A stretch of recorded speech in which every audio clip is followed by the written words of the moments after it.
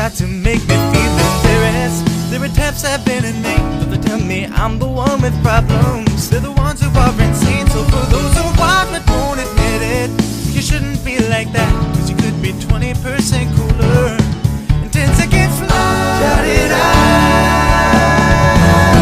I'm proud to be a brony. Yeah, yeah. I'm proud to be a brony.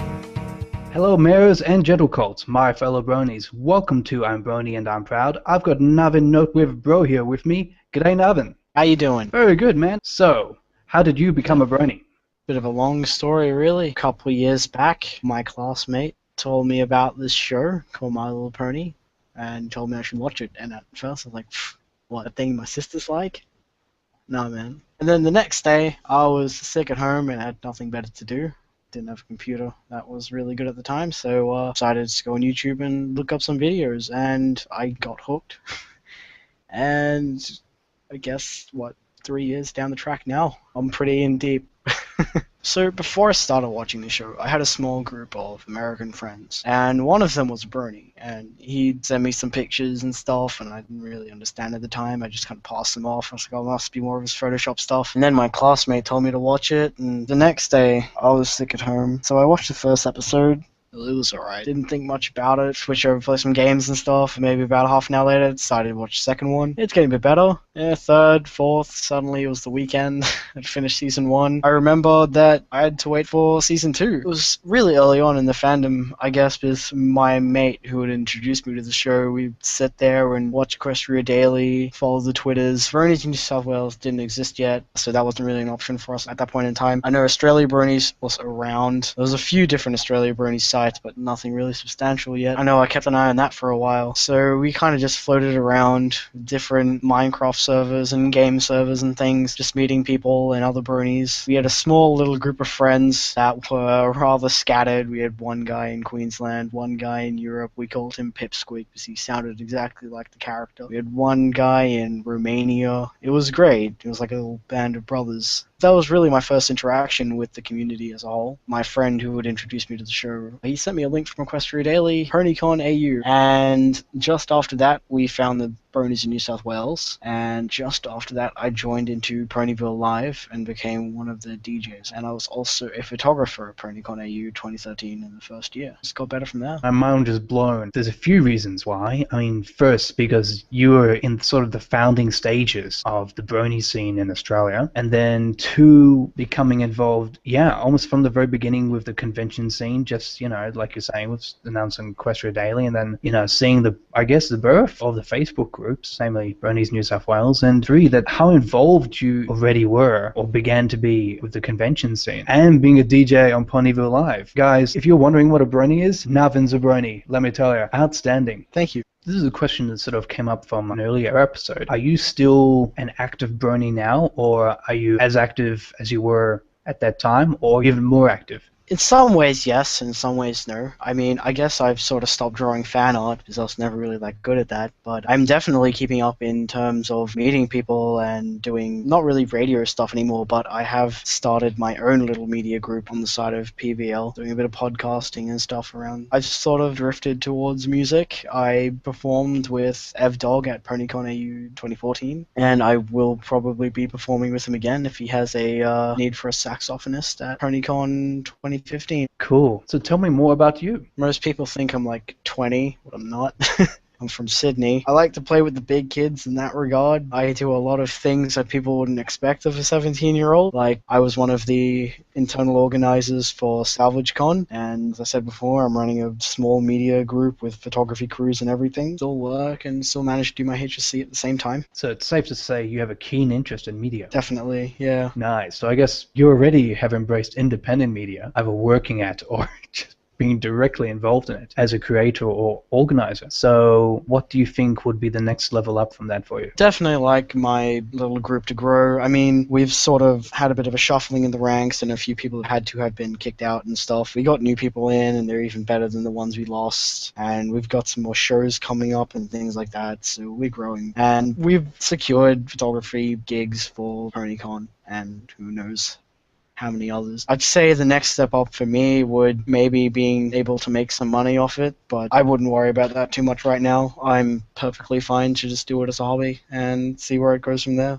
It starts off that way, definitely. I guess in the meantime, build a great folio, and then is it your intention to continue studying it past year 12? Or do you sort of have the mindset as like, okay, I've got the skills, I've already done some stuff, and I just want to get into it and really hit the industry head on? Depending on how I go with my studies and how my group has grown, I will probably decide whether I want to maybe pitch it to a media company or maybe go to uni and see what I can do there. Yeah. Cool. I guess on that note, what kind of technology is being used by you and your group? I use a Canon 600D to take my photos. That is a good camera. My crew are gear per person. I have it written down somewhere, but I can't remember everyone's camera exactly. There's about 5 of us. I know one of our guys is using a Nikon Coolpix. Pretty good. It's a higher end digital camera, not a DSLR though. For my recordings and stuff, I usually just use Audacity and Skype in my headset. I think this day and age, we're creating content more or less designed for online release. Print is still in, especially if people want family photos printed. My family nicely surprised me that they wanted to take some photos, some new family photos. So I thought that's a very good idea.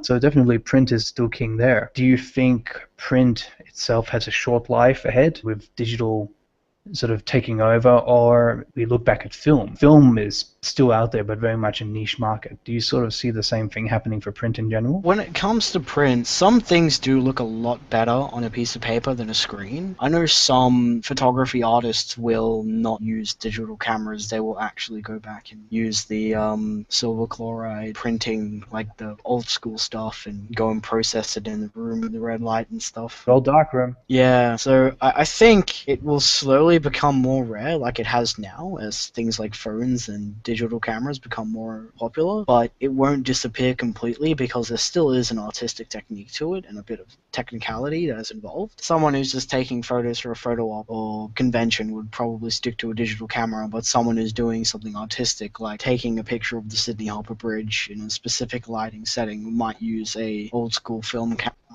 with specific settings on it to get the perfect picture they want. It's something tangible. It's something you can touch and feel with your 2 hands, where a digital photo, you can't do that until you print it. I don't know what it is, but holding a photo in your hand, even, going to convention. I can't imagine having a digital photo of a digital signature from someone I've come to see, who I admire. It just makes sense to have a printed copy. The memory feels more real. What do you think about that? There is an aspect of memory that can be associated with touch, especially psychologically. For some people, seeing that picture physically might trigger something in their mind more than something they see digitally. And then, we're talking about things digital. The DSLR has made a creative convergence because literally at the flick of a switch, you can go from still to video and back, which means the photographer becomes a filmmaker and the filmmaker becomes a photographer. Although, technically, film evolved from the still image back in the early 20th century, and it's just going from there. Do you sort of see that for yourself and your group, that you're going to be adaptive in the content that you create? Past, present, or near future? Yeah, definitely. I think we're going to be adaptive in what we create. If Sydney were to go ahead, we would have looked at doing a live podcast from the floor. That would have been a video one, but it didn't, so we didn't end up getting around to it. But we also did take videos at SalvageCon, which will be up eventually. The ability to turn from a photographer to a filmmaker with just like turning the dial on the top of your camera is amazing. Sometimes it can be a bit finicky with the focusing and stuff, and I know some cameras if left for a long time on record will just switch off, and those are things we had to work around on the day at SalvageCon. I think, yeah, we're going to be looking at doing more dynamic content, in-depth reports. Sometimes a video will catch something that a photo won't. That's what we'll be looking for. Definitely, yeah. You're probably aware of the 3G or, 3G/Wi-Fi based device, that little red one, which does direct streaming from your DSLR or any other camera. It's amazing how low cost it is and what it can achieve. I was going to do a shoot where that was going to happen, but literally I got the job like 24 hours before the shooting day, as it tends to happen. I'll never forget when I was working at a particular university and people would be organizing events months in advance and they would forget things like they need like a laptop or need the event filmed, etc. So it always seems to be the last thing on the list, but I guess the only thing you can do is just stand ready on standby almost all the time, which is technically the life of a contractor when I'm working as now, but the age-old term has been freelancer. In a nutshell, there's nothing free about being a freelancer.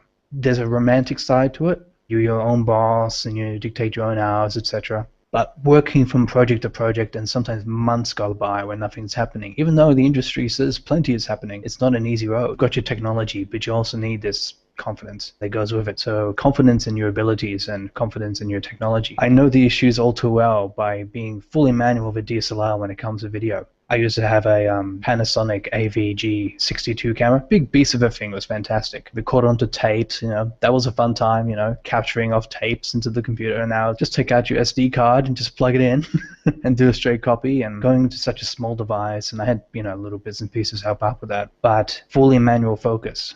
No more autofocus like the video cameras. And that was, I wouldn't say shocking, but then again, I would say more surprised, or I guess in between that is concerned. Gee, what have I got myself into? And then, you record your sound separately as well and get the best quality. And that's how films have always been made. And it's just now on a more micro scale. And it's interesting what you were saying about doing a live broadcast from the event. I haven't done a live broadcast yet, but I can imagine the pressure is pretty high because you know what happens in high pressure situations. Things tend to surprise you in terms of like, oh, this doesn't work quite right. It's almost like your gear gets camera shy. So what I was getting at is, have you been in situations where it's been high pressure, or what are the ways you deal with pressure in that sort of high impact sort of creative situation? Playing at the live night at PonyCon AU. Oh man, I'd never gone up against a crowd like that before, but Evan and the other bandmates told me, look, if you go up on stage and you make a mistake, pretend you didn't and no one will know the difference. And it was true. I went up on stage, when I got off, everyone said I played amazingly, and I didn't even notice. I just kind of played. So I guess if you just sort of go with your gut,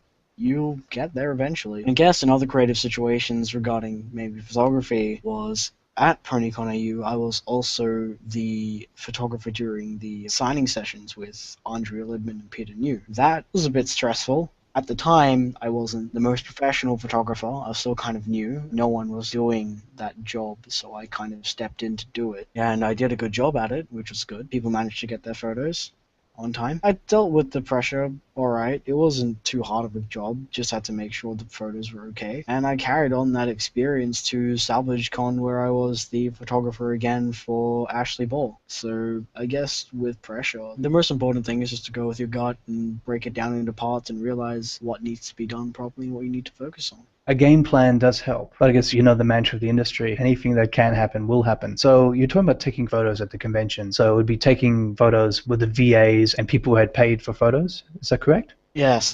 People who had paid for photos or had them as part of a bundle. Rightio, and you would print them on site? No, we wouldn't. They would be up for download. First ones were up for download on the PonyCon website, and the ones from SalvageCon were up for download from the Hoofway website.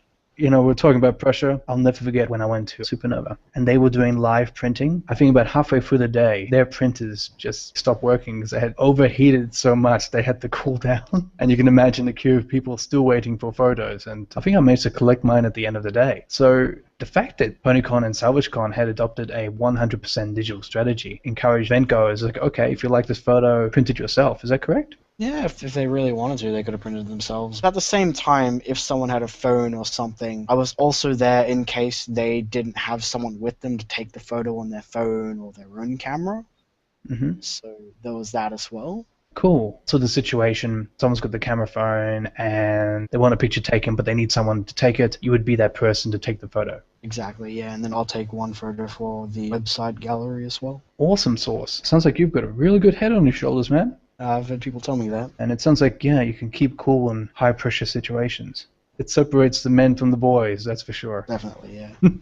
Navin, I want to thank you very much for your time. It's always great to converse with a fellow content creator, and we have some really cool stuff to share and talk about. I want to wish you all the best of luck for future cons, future events, and listeners, this is a rising star that you want to follow, definitely. Celestia and Luna would be proud. Sweet, thank you. It means a lot. You're very welcome, man. Take care. Goodbye. Bye. This has been I'm Brony and I'm Proud. Lucky Knight speaking. Thanks for listening. Remember to like us on Facebook and follow us on Twitter at IBAIPshow. Proud to be a Brony. Intro and outro by Black Griffin. My Little Pony, friendship is magic. My little pony. I used to wonder what friendship could be.